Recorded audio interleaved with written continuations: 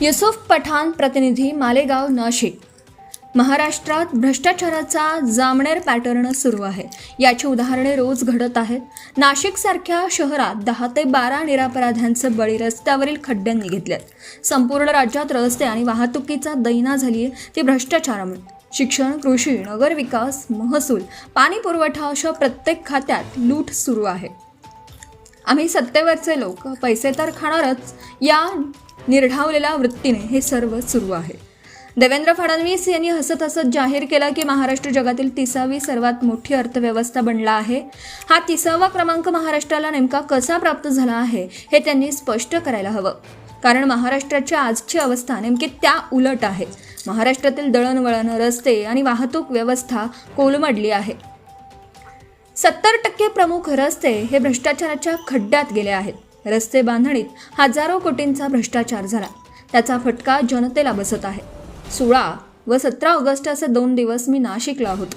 रस्त्यांवरील भयंकर खड्ड्यांच्या विरोधात नाशिककर जनता रस्त्यावर उतरली आहे व मोर्चा घेऊन महापालिकेच्या दारावर धडकली। तेव्हा आयुक्त श्रीमती मनीषा खत्री त्यांच्या कार्यालयात होत्या।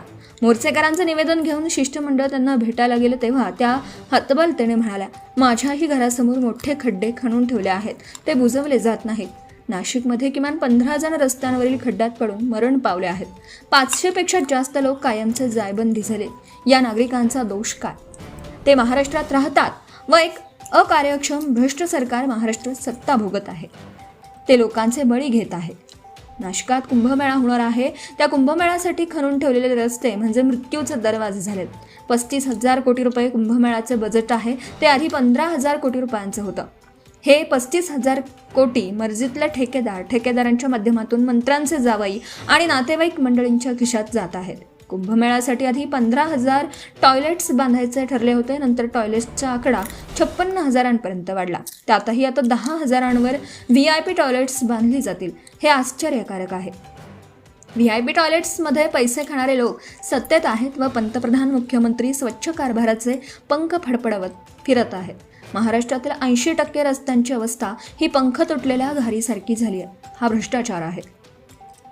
फडणवीस यांच्या मते जगात 30व्या क्रमांकाची अर्थव्यवस्था असलेल्या महाराष्ट्र राज्यात भ्रष्टाचार कसा चालतो त्याचा प्रात्यक्षिक मी नाशिक शहरात पाहिलं।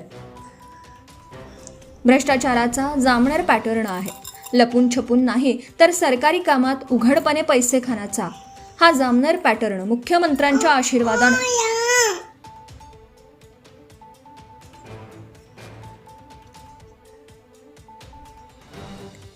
भ्रष्टाचाराचा हा जामनेर पॅटर्न आहे। लपून छपून नाही तर सरकारी कामात उघडपणे पैसे खाण्याचा हा जामनेर पॅटर्न मुख्यमंत्र्यांच्या आशीर्वादाने फळत फुलत आहे।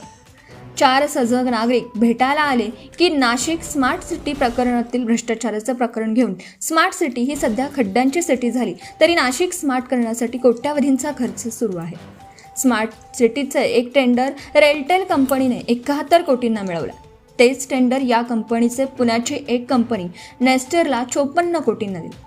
नेस्टरने तेच का श्री कंबाईन या ठेकेदार कंपनीला 44 कोटींना दिलं, म्हणजे मूळ 71 कोटींचं काम आता 44 कोटींमध्ये होईल। यामधल्या व्यवहारातील 27 ते 28 कोटी संबंधित मंत्र्यांच्या जावयांना एका दिवसात कमिशन म्हणून मिळाले। भ्रष्टाचाराचा हा जामनेर पॅटर्न नाशिकसह महाराष्ट्राची लूट करत आहे। या सर्व व्यवहारात नाशिक महापालिकेची मोठी फसवणूक होतीये। एकाच कामाची बिलं नाशिक महानगरपालिका आणि स्मार्ट सिटीकडूनही उकळली जात आहेत। या सर्व कारभारांचा तपशील कागदपत्रांसह माझ्या समोर ठेवला गेला तेव्हा मी अस्वस्थ झालो। Subscribe now and press the bell icon. Never miss an update.